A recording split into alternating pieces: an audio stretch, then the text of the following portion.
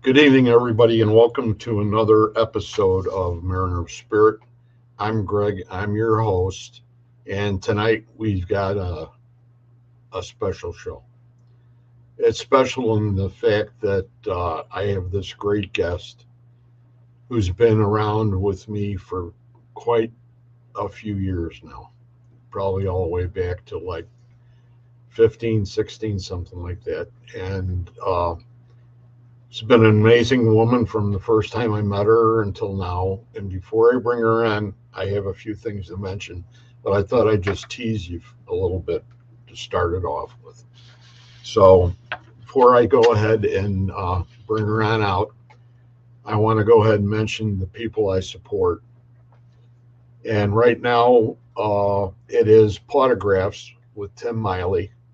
Tim Miley's and his wife, Lauren, are paranormal investigators that raise money for Plotographs via their events that they run every year. And they have some great events. And the thing that I really love about it is the fact that he always has top-notch speakers for this and for this event. And he usually has like 4 or 5, well, maybe 3 or 4 events a year, and they do an amazing job.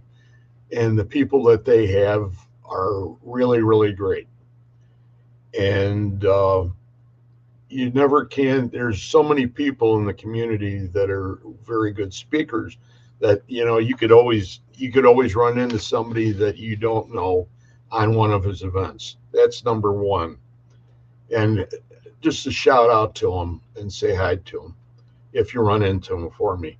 And the other one's PKC, Paranormal Kicks Cancer. And that's Chris Goskowski and Alex Wilkinson. That was like a brain fart for some reason. But anyway, they're a great couple from down in Florida.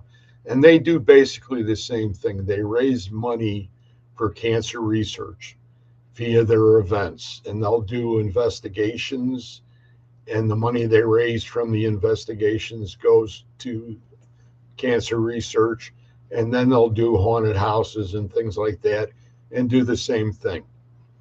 They're great people. I knew them from Old South Pittsburgh. They were up there doing a event with my friend Ronnie D, and they went ahead and he had him come on the show that night, and it was great to meet him and talk to him, and I just had a kick out of it. So it was like, you know what? These are the kinds of people that I really need to support in the community and share with everybody that's a listener.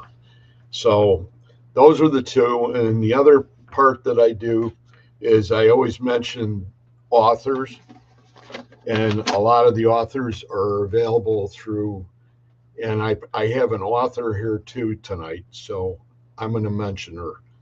We're going to mention the other ones first. Bruce Holliday, Tobias Wayland, Adam Benedict, Kathy Kressel, Barnaby Jones, Sherilyn Cotter, Dr. Heatherly Langdon, Lynn Monet, Ron Iacovetti, Victoria Munday, Tony Rathman, Natalie Jones, Patty Negri, Sylvia Schultz, Amelia Cotter, Rex Nielsen, David Sloan, Christina Bloom, DAY song, and Joseph Havent. And of course, I will go ahead and say it right now, the Bishop Christina Rake. And without further ado, I'm going to bring her out. Welcome, Christina. Hi, Great to have Greg. you. Thank you for having me. It's wonderful Oh, to be here at last. that's awesome. So I'm going to go ahead and just do a little rundown of the things that were from your Facebook page. I Okay. know, you. I met you back in, I think it was 15 or 16, and it was at Oh my God, Bathurst yeah. Grove when we Yes. were doing the investigation of the thousand words for Chuck Williams, Right. and you had medals, Yeah. and I just retired that one. You told me in June when I saw you at the Paranormal Chicago conference. And Um, it was something that, and I have another one. I have another Saint Michael, and I also have a Saint Benedict. And the Saint Benedict was the one that you had given me. And it was like, so many years of fishing and sweating, and you gotta get a new one. It's, yeah. you're not a kid. So I did that, and so Reverend Christina is the arch as the Archbishop of the Old Catholic Church, and she also is a theologian, a speaker, author, and she's this got God and the Paranormal. That's the book? Yes. Okay, Yes. God and the Paranormal, Ghosts, Mediums, and the Afterlife in the Bible. okay, and then you're a mother, of course, because you have two children, Two and adult kids. and then you have some crazy pets, right? He has this a myriad ferrets. And the one thing that's really interesting about compared to before, it uh, it's mentioned on that page about the fact that it's the Catholic Church in Exile.com. Yes, that is the name of in old Catholic is sort of like a movement. Like there's Judaism, and then there are different groups, and so our group calls ourselves the Catholic Church in Exile, um, because we minister in particular to people who are left behind by other institutions, for whatever reasons. So we have a huge ministry to the poor, to the disenfranchised, to the LGBTQ community, to women who feel called to priesthood. And so we took on that name as and who has an experience being exiled from something, if it's family or even your own life. So there's something wonderful about walking through a desert with a bunch of people who need someone else to walk through the desert with. So we changed our That name to that recently. that is really really awesome. I know that when we talked about, when I Chuck and I came out and we saw you, and you had a mass, Hmm. and I must say, still to this day, I've been trying to make it back, and I haven't. But that's the thought is what counts, number one. And it's St. Charles. It's not like I can jump in my truck, like, and drive 10 minutes and drink a cup of coffee. I've got to drive all the way down by you, so Oh yeah, it's a hike. it's a little hard. Yeah, I still have the thought, and one of these days I'll surprise you. I'll call you the day before and say, okay, what time's mass, and we'll take it from there. I'd that love would to. be awesome. I would love to do it with Chuck. Yeah, I truck drives quite a distance when he comes out for mass. So How many times has he been to mass? quite a few. I actually I confirmed him last last Easter Vigil. Oh, So he was out awesome. regularly, and the last time I saw him, he popped out in May. I think it was May. Um, but Oh, you know what? We don't hold it's not a mortal sin to not get to church, especially in the 21st century when Sunday morning is often the only time anybody has off anymore. It's not like we get set 2 days a week off anymore. Most of us work 60 to 80 hours a week. So people come when they can. We are not God's goalies. So we're not going to police you. You come when you can. And when you don't come, it's not like I'm not thinking about you when I'm up there. And I remember when you visited and I talked to you outside of church, and you come when you can come. it was great seeing you at that last Paracon too. That was fun. That was the first one I brought Father Caleb, my 4'9" Franciscan priest, too. And he had a blast. He's like, "When's the next paranormal convention?" He was so excited to meet everybody and to try and get to know names and everything. Um, so I was glad to see you there. And you brought up coming back on the show. And I said, "Of course, I want to come back on the show." Um, so, yeah, that was wonderful. If you want, if you would take a moment and talk about your book. Oh, yeah. It's been a while since I wrote it.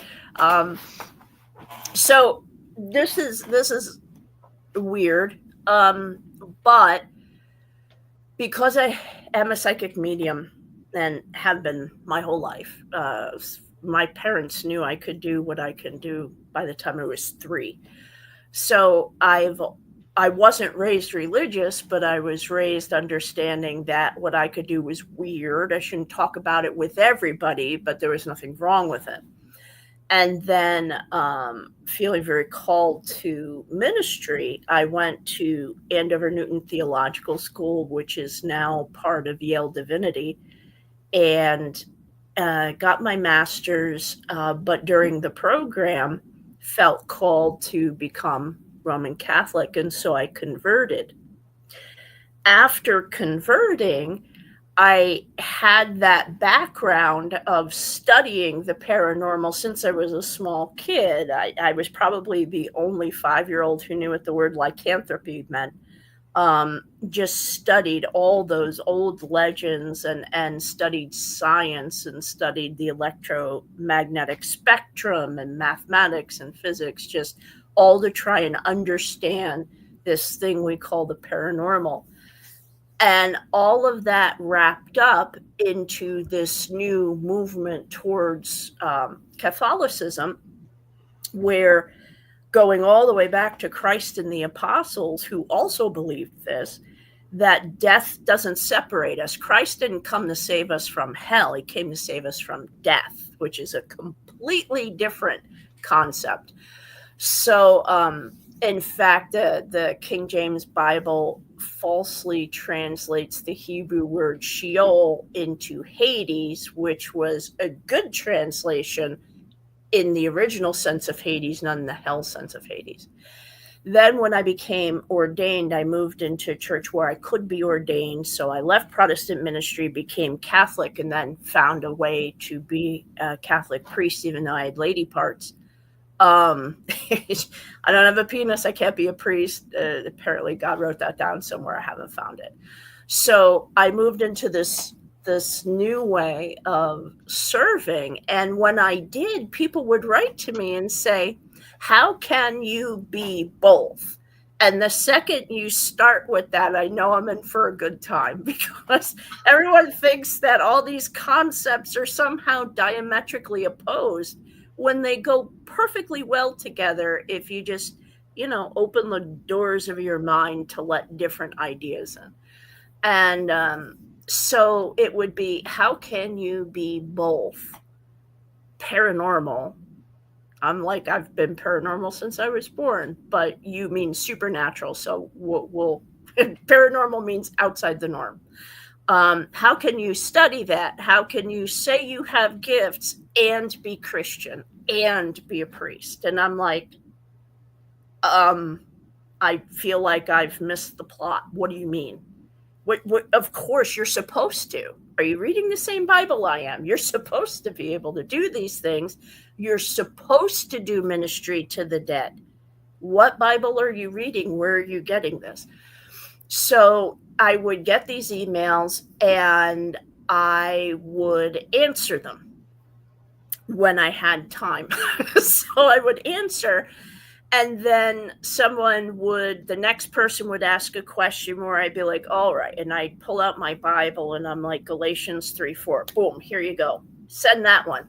And the email got longer and longer and longer. And by the end of a year, the email was 35 pages long. And I said, all right, first of all, like the Joker said in Dark Knight, if you're good at something, don't do it for free. And second, if so many people are finding me to ask these questions, it is very likely there are lots of people out there who don't know this information. Religion is already a very difficult thing to talk about. And like any other field, you do have to have a certain amount of expertise in it to be able to answer questions. Bible wasn't written by some guy named Dave who lived in Indiana and wrote it in 2000.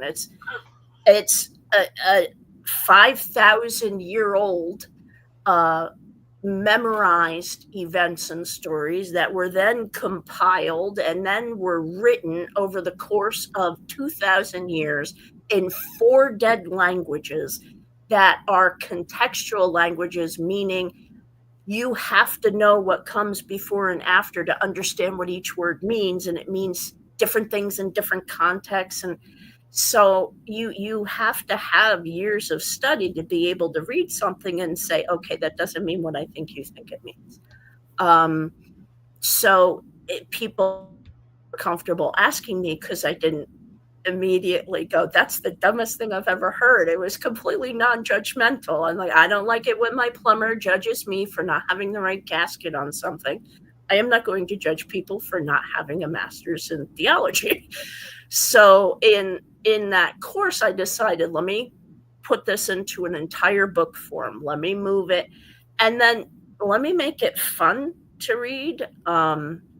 Everybody who reads it, who's ever heard me talk, is like, I hear you talking to me as if we're having a conversation with the same ridiculous jokes and the same timing and the same what have you. So theology is boring unless you're strange like me. So tried to make it understandable, accessible, interesting, but I also laid it out. So if you're a paranormal investigator or you're a psychic or you're someone who's had strange experiences and you have Christian friends, evangelical clients, family members who have disowned you, what have you, coming at you, you can pick up this book and you can respond using scripture verses where you can actually, not go to war, but be like, do you know that that's not what that word is?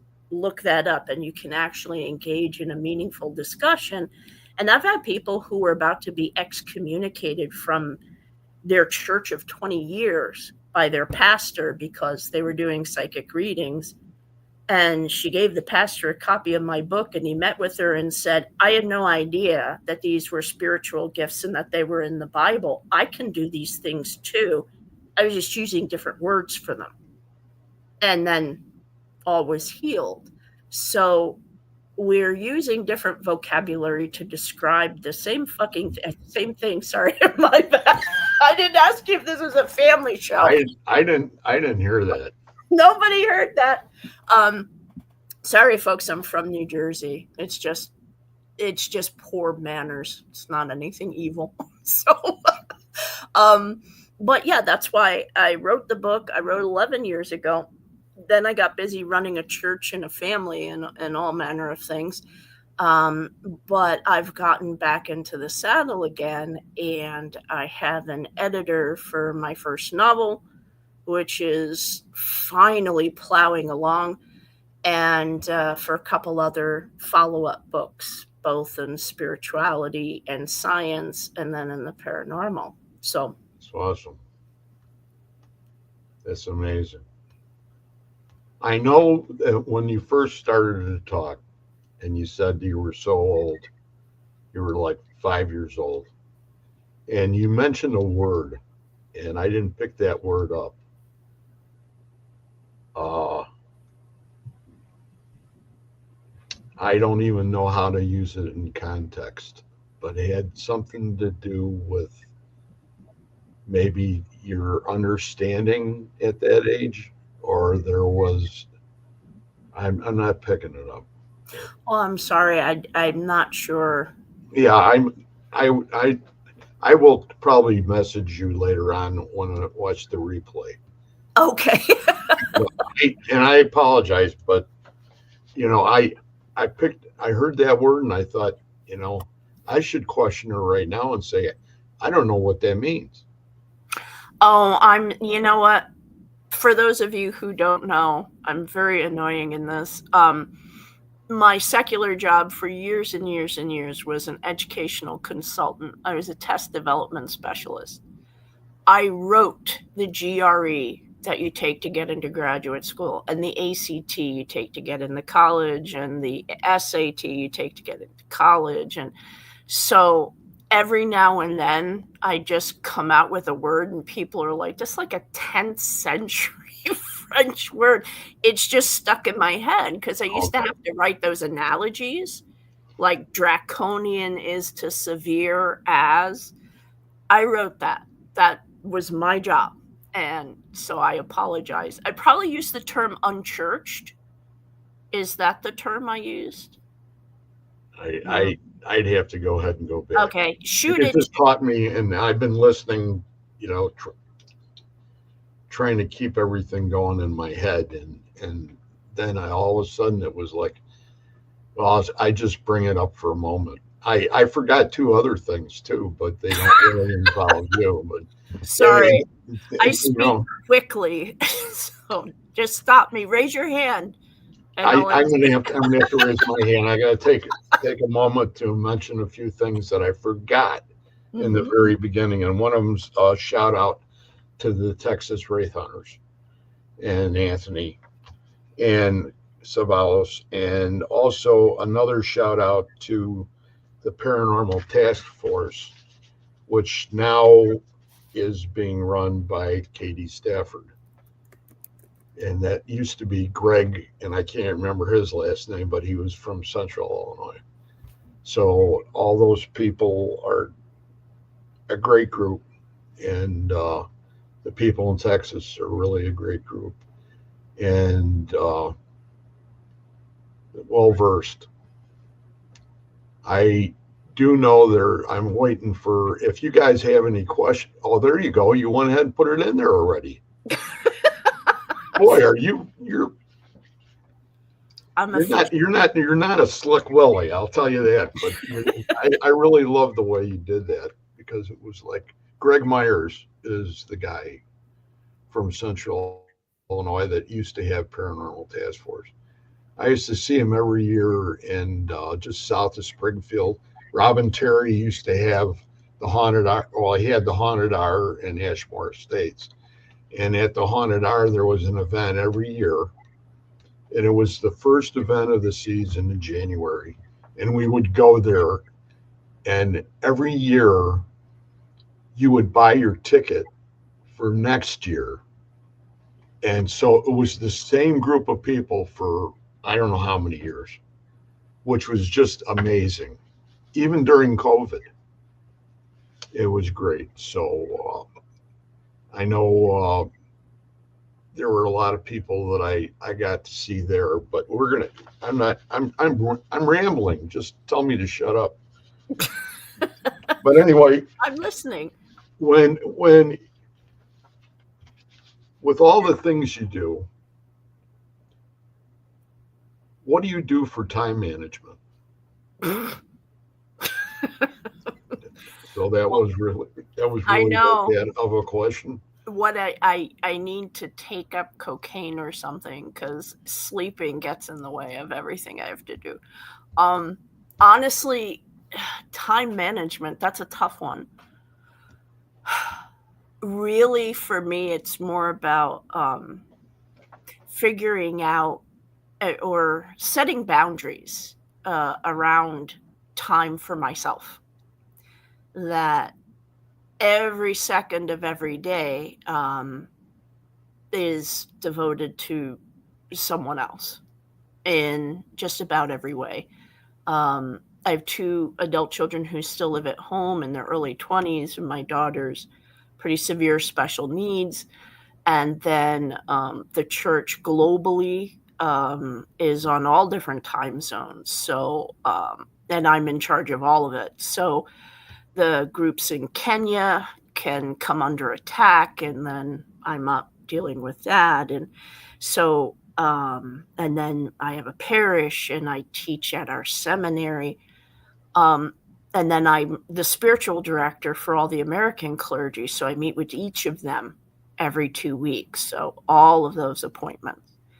So my biggest problem is the third commandment, keeping the Sabbath holy, which has nothing to do with going to church. That's never what that meant.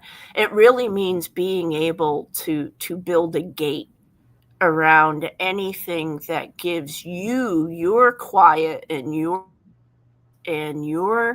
comfort and your time with God and with yourself. And if you don't keep that gate up, you're not honoring the Sabbath because the Sabbath's inside of you, carried around with you. So I have to learn how to build that gate. I'm good at building it. I'm good at declaring that I have Fridays off right now. But then Friday comes and I get 6 texts, 4 WhatsApps, and I'm like, oh, I'll just answer this one. I'll just answer this email. I'll just take this message. I'll just make this phone call. This one's in the hospital. And before I know it, I haven't had a day off in 3 months. So that's really key for me. Things get done when they get done. It's just a matter of making sure that I don't burn out. So I don't know if So I answered your question. But the reason I was going there was because of the fact that you are an exorcist. yeah, I perform exorcisms. I'm no more an exorcist than any priest is. If people call and they have a problem, I'll go take care of it. Um, but I don't agree with the notion that um, being an exorcist is sort of a step above clergy. Um, in fact, in the Eastern Orthodox churches, every priest is an exorcist. You're just automatically one.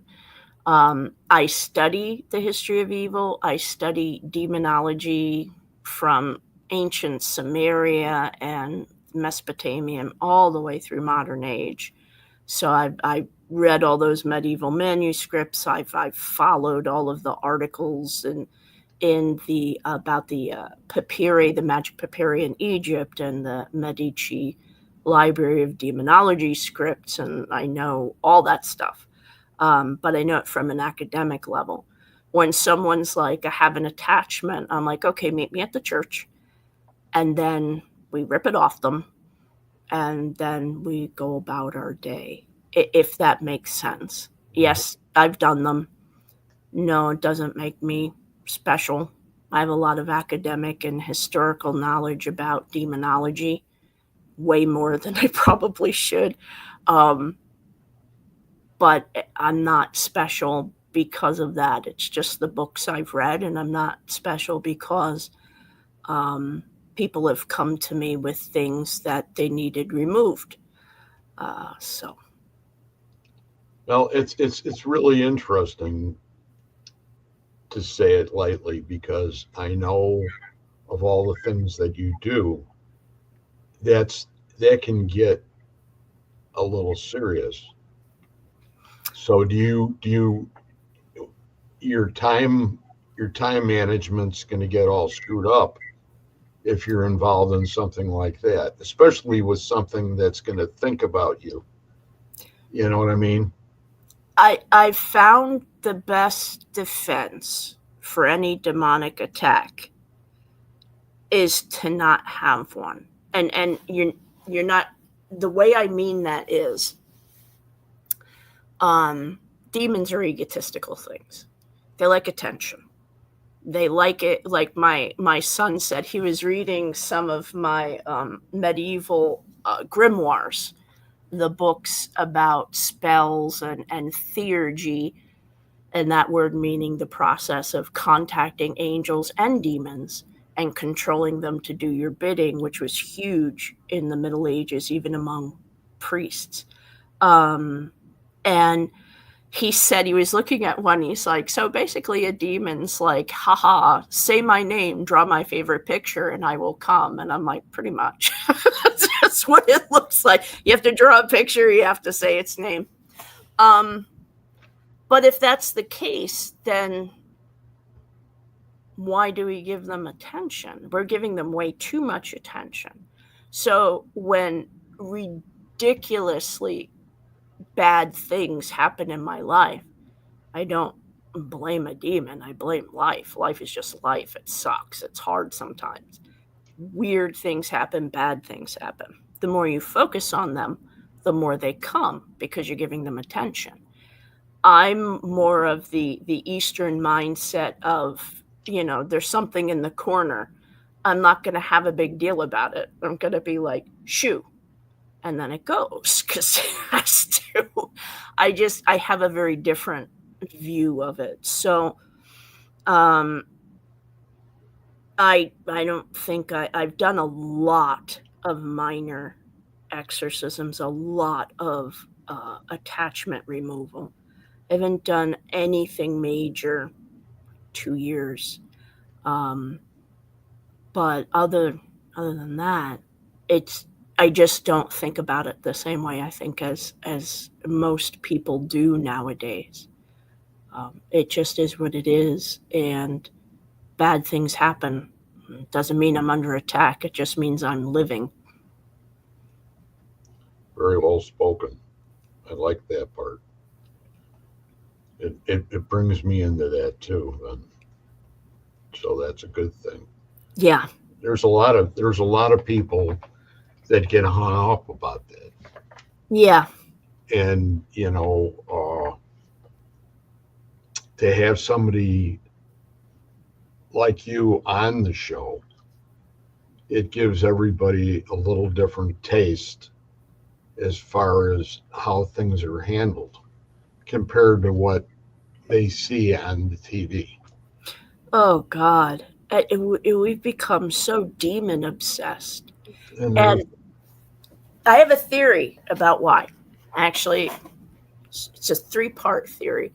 First, I think we're demon obsessed because it's very difficult to believe in something that you cannot see, taste, touch, hear, smell, cannot sense, cannot have any relationship with without using your imagination, and against which there is tons of empirical evidence. It's actually, how are you going to have a relationship with God?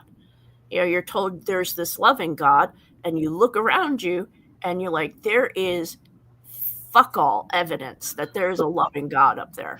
I'm sorry, there just is. Religion didn't invent evil. Evil invented religion. I'm sorry. Yes, no, that's correct. I said that correctly.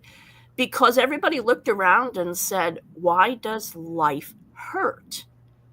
And the answer was, well, because we need to stop the hurt. So there are spirits over there. And if you give them their favorite honey, bad things will not happen to you.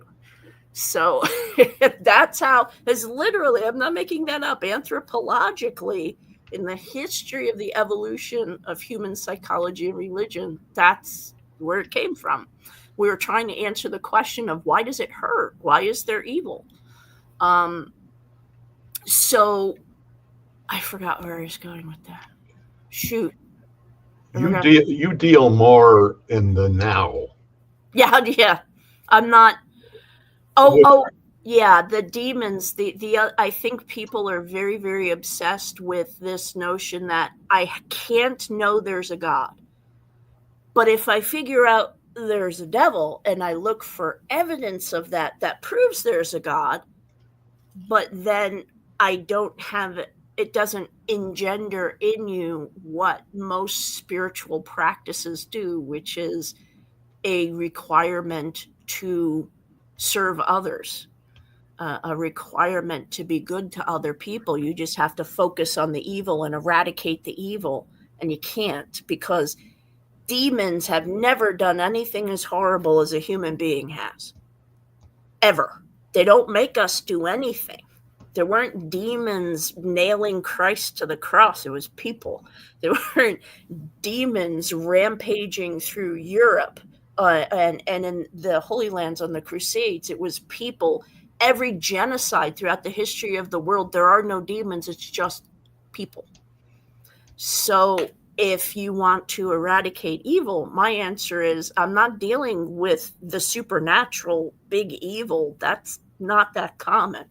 Far more common is the jackass who's texting while driving and kills a family of 4. Right. That is part of just our fallen state and the evil we do to other people, because we think we're the center of the universe, and we're just not. We're just not. I know I'm not. No, it's a speck of cosmic dust. I'm not even special enough to come into the entirety of existence at the beginning or the end of anything. I show up in the random middle. In the middle of the universe, in the middle of the history of the galaxy, in the middle of the history of the solar system, in the middle of the history of Earth, in the middle of the history of the human species, in the middle. I'm not even in the center of my family. I was born in the middle of the history of my family. That's not really the case. Okay? Yes, it is. No, and I'm just going to say this because I know there's only one special person. Mm-hmm. The one special person that I met back then in that day, and I'm still talking to her today, is you. And you know what? You always take the time. You love everybody. You are a special person. You're and very you know sweet what? To say so. And whether or not you want to take it as far as the old Catholic Church is concerned, that's your right, because of all the work you've done, and you work your butt off. And you know what? And then you go ahead and you go out and you deal with people like the Booth brothers, and you do a movie. It's like, what? How does she get the time to do that? Okay, honestly, it wasn't horrifying being in a movie. That was an ego boost. I didn't say it was horrifying. No, I love all you guys. I really do. And so when someone's like, hey, we have this project we're doing that we're really excited about, I get excited too. So I'm like, the only reason that I don't go directly right at your table at a Paracon is because usually you have 10 people around you talking. Yeah, we get lines. You know what I mean? And then I go, okay, well, I'll get her on the way back over. And it's things like that you have left so big of an impression on not only myself, but a lot of other people that were in GRS, that group, and people that, just thought it was really special that you not only blessed us, but we all got those medals because we were going to be, we were going out on a difficult mission, sort of. A lot of us created it in our own minds, but it that stuff happens down there. That has some bad juju in there, especially in the woods behind it. I think. There's been a lot of places where I've been not vibing with the juju. You really stop to wonder, and when I'm talking to you, the first thing that comes to mind is the fact that, do you feel that you're targeted in that respect?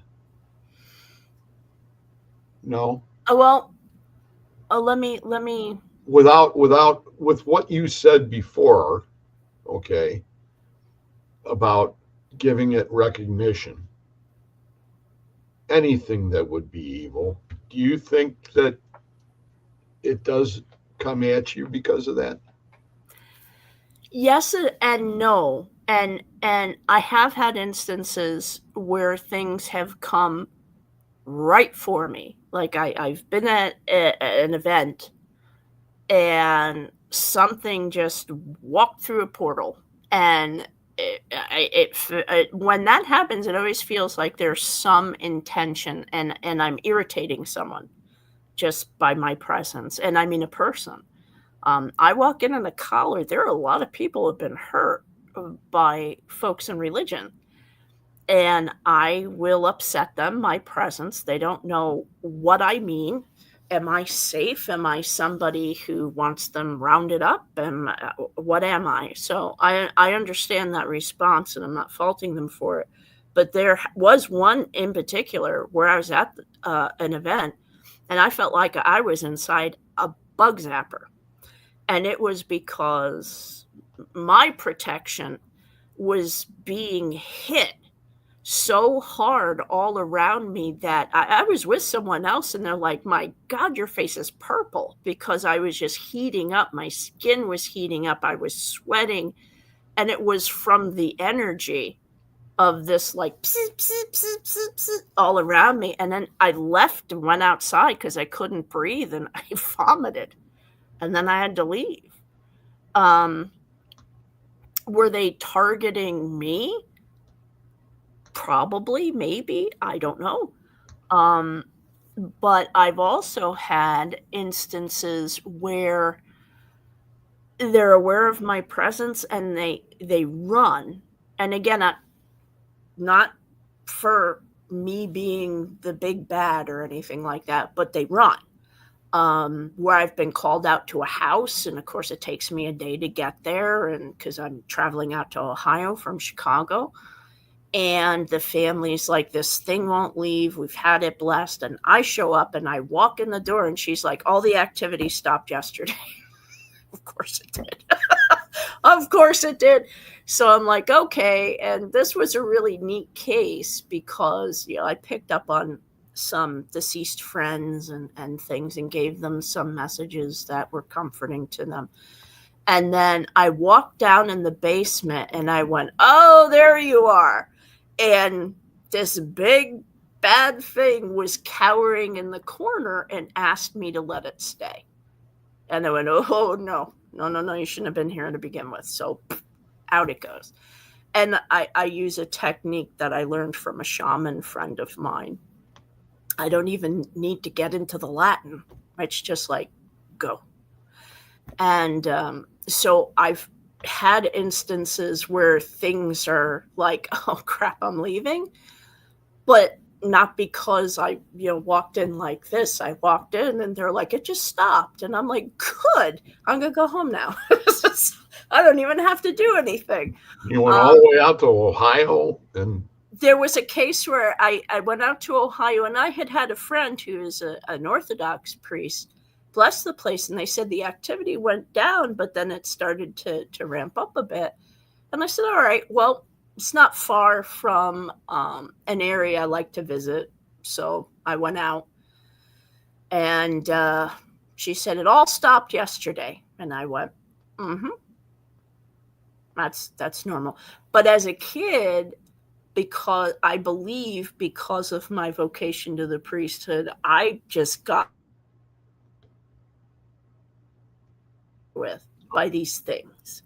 So You messed just with. I used to get the snot kicked out at me at night and stuff. you just sort of froze up there for Oh, I'm sorry. I don't know why.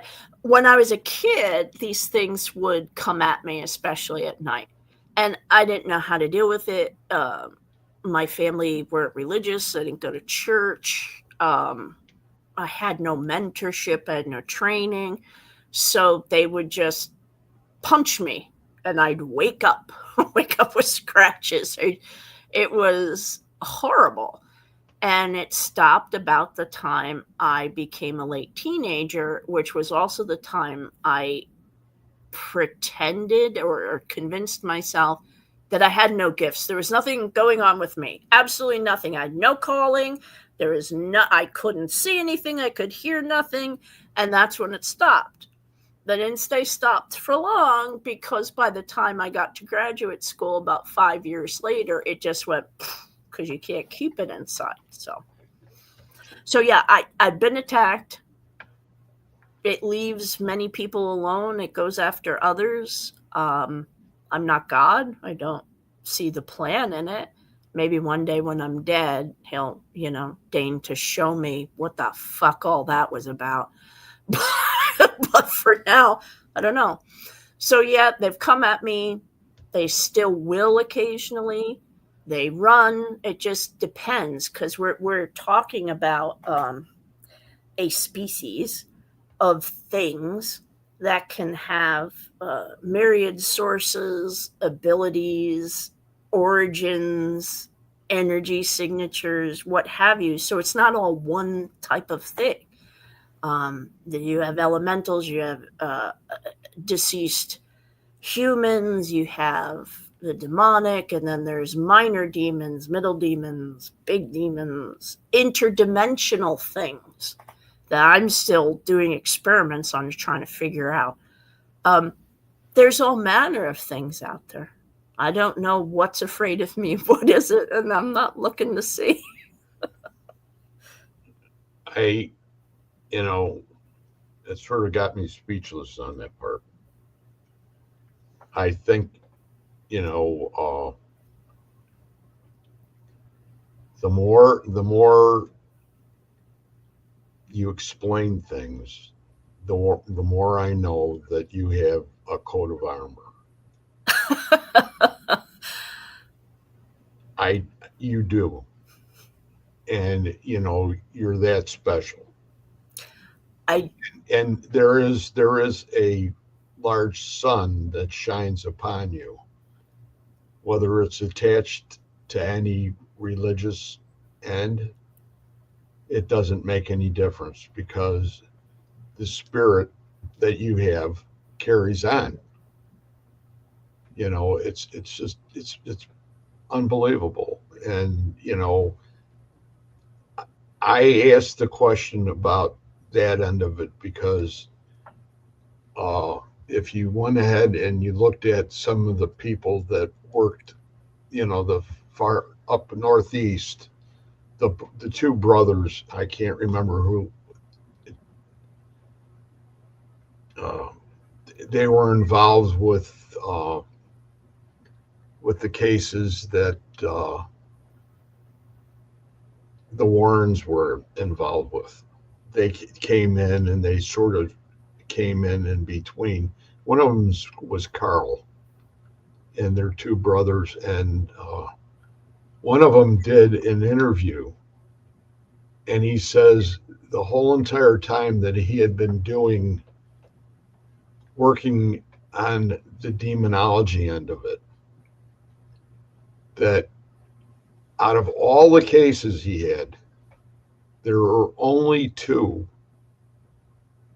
that were actually, to him, demons. agree with the rarity of it. You know, I do, and um, my master's, my specialty was in psychology, and in going into things where people think they might be possessed, and you know you have to take a look at where they are in their lives. um there are human psychological demons like codependence, addiction, um toxic relationships with family. There's And those are no less demons than any supernatural Right. member of hell. So I can have a long lecture about how this demon isn't real, or I can address the underlying cause and say, we're going to pray for healing from this, because I think that it's both and. It's always both and, because there's an energy to every thought, every action. 90% of the spiritual life is intention and will. So I try to come at things from a very rounded, well-rounded approach. Is it science or is it religion? It's both and. Is it psychological or is it supernatural or spiritual? Both and. It's math and it's music and it's psychology and it's everything. And you try to learn as much as you can, and then you just try to make people's lives a little less miserable. That's just my thought about it. The chief from the Texas Wraith Hunters is in the room, Oh, Anthony Savalos, and he said Carl and Keith Johnson. gotcha. Okay. And then Azriana, who's right above him, said the same thing. And Anthony is a special guy because he's in charge of the forest down there. Gotcha.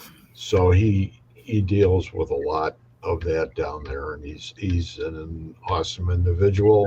He has a great group, does a lot of great things, and he never forgets, you know.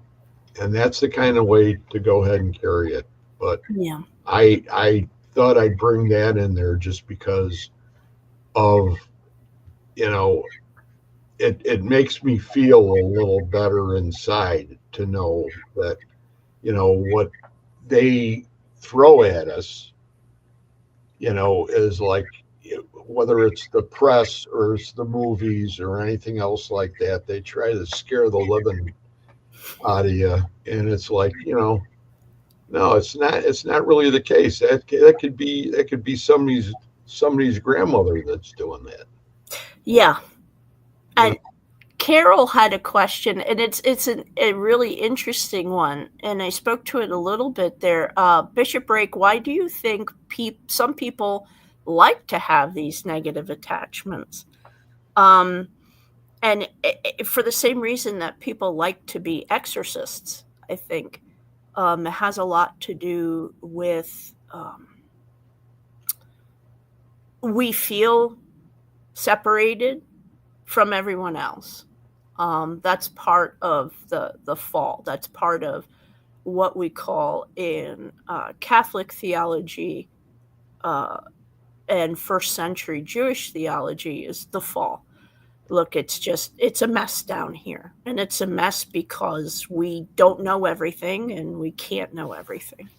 But I think first of all, it can absolve us of culpability, of responsibility for things. If there's a negative attachment that's causing me to do something, or it can relieve stress. One of the things I was reading about Egyptian imams and their exorcism rites for jinn.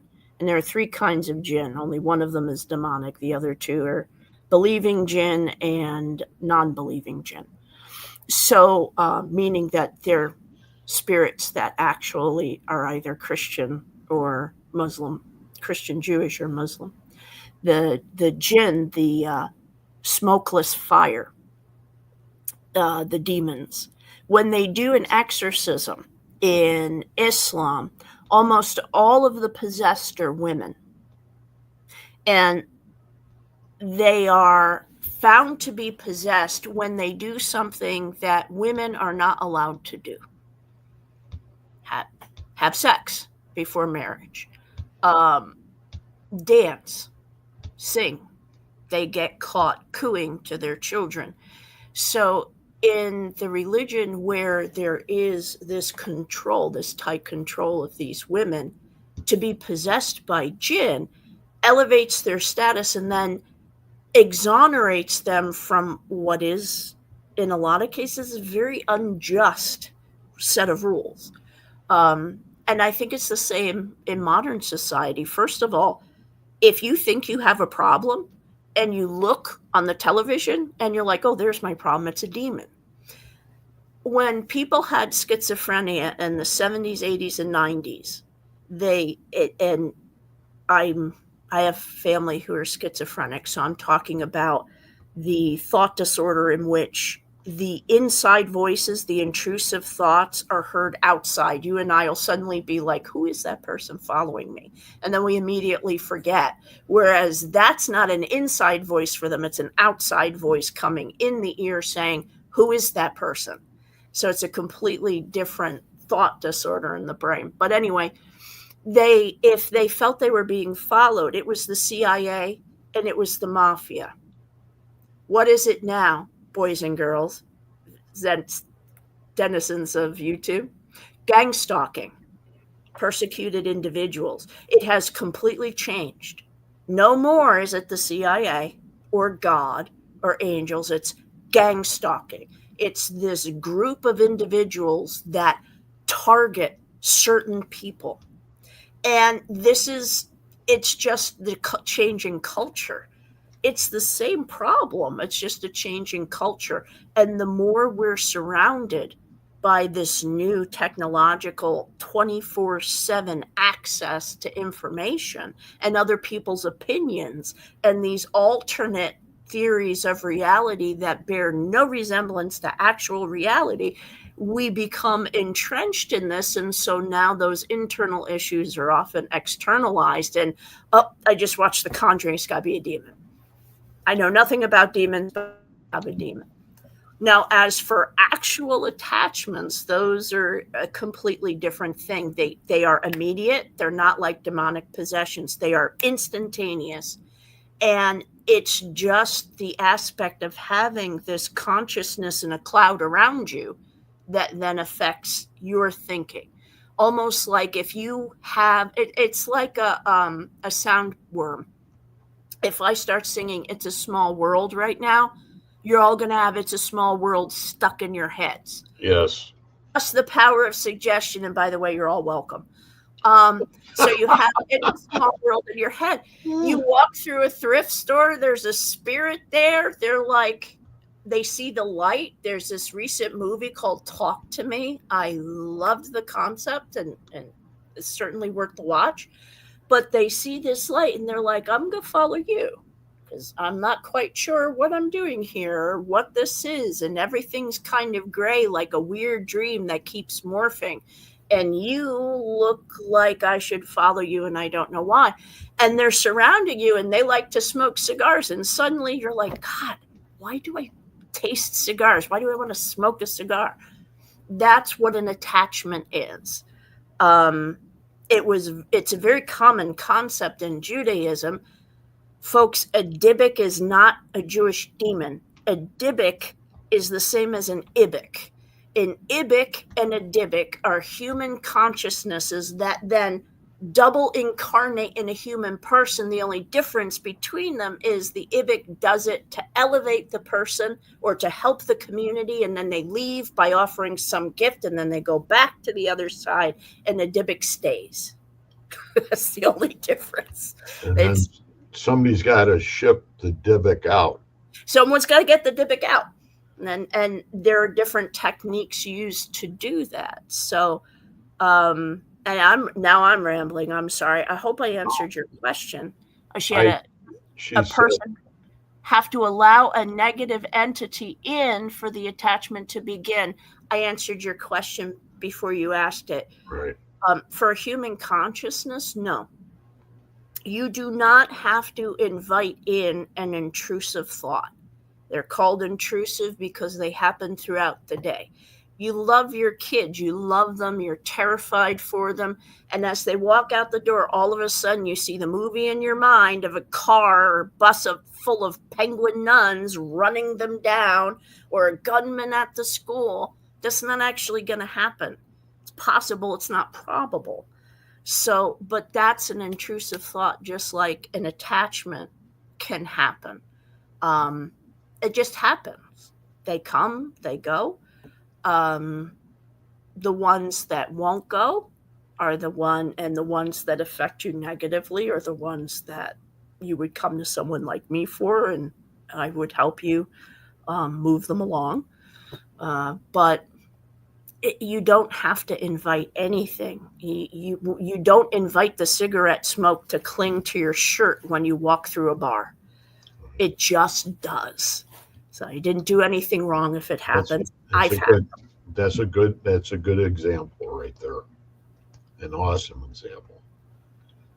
It's 10:04 and I know you're tired and I know everybody in the room has been thinking about all the things you've been saying. And you're wonderful. And I'm going to pull a fast one here and say I would love to have you back in the spring. Oh, absolutely. I would love to. Okay. Anytime. And in between that, I hope to get together with Chuck and come out. Well, you know where I am. Yes. Every Sunday at 9 a.m., I will be at the same place. So, Are the do you still have the masses on Facebook? no, I haven't been broadcasting on Facebook, unfortunately, because I've been focusing on in person. Okay. Okay. But we have been recording some of the homilies. Um, I don't know. I just kind of I felt as though because I was broadcasting, I was treating it more like a performance rather than a prayer, and I didn't like that about myself. So, um, No, that I don't. I never picked it up that way. I enjoyed it. I you know what the real shield is? Um, Humility. I know I'm an egotistical snotbag. So I try to keep myself humble. And I was like, no, you don't have to perform, just pray. And since I've done that, I've actually gotten as much out of the Mass as everybody else because I'm not focused on the camera. I'm focused on what I'm doing. And it was one of those Sabbath moments where I was able to do this as much for me as for everyone else. And it was absolutely beneficial to my own spirituality to have that moment with God and to not be concerned with what are you seeing? Instead, what are we doing? And Right. that was wonderful for me. So, if anybody wants to get a hold of you, where do they have to go? Um, Don't tell them that they throw rocks. Okay, whatever. to blow the dog whistle, I come Right. running like the little Purina thing. Um, if you go to the church website, CatholicChurchinExile.com, and I'll type it here, you can get a hold of me through that. And there's a lot of information on there about what we're doing. We have a Discord server where we do prayer. And in fact, I'm going to be doing during Advent a series on Revelation, the book of Revelation Okay. and end of the world, just to kind of give everybody a little bit of information so that it's not as mysterious a text as it looks like sometimes. But so there's educational programs. We do night prayer together and stuff like that. And then I will be in Collingswood, Art Center on November 7th for the Creep Fest. That's being held there. It's a paranormal convention. Collingswood Art Center is a very creepy place. It used to be a convent. I'm sorry, old convents are creepy to me. Where is that at? Toledo, Ohio. So I'll be out there with my husband. If you do me a favor and just send me the message, and then that way I'll be able to put it up on. Oh, sure, absolutely, links. Absolutely. Or if you want me, I'll post it there. So okay. That everybody has an opportunity to go ahead and check it out. Sure, I'll send you that information, and I'm just putting my thing in here. It's awesome having you here, and once again, when you have somebody like you on, it's a blink of the eye, and the time's up. Yeah, it goes fast when you've got a talker like me on. Next time I think we ought to get some sleep, and then we'll stay up a little longer next time. Folks, I'm a morning person, not a night owl. So, Christina, we love you, and we want to go ahead and stay in touch. Absolutely, I love you too. I was so happy to be with you tonight. Thank you, and thank you everybody for coming. It was awesome, and everybody, the comments they're making are really, really nice, and I think it's fitting that it's done that way. And thanks again for everything and for being here. It's been awesome having you on. Thank you. Have a great week, everybody. Okay, everybody, if you want to hang for a minute, I'll just close this down, and we'll close that way. Okay, everybody, we'll see you guys next week. Wednesday night, we'll have another show of One Spirit Connect. And get an opportunity, stop by there. Thank you very much, and we'll see you guys later. Have a great weekend. Thank you, Reverend Christina. Thank you. Thank you, everyone. Bye.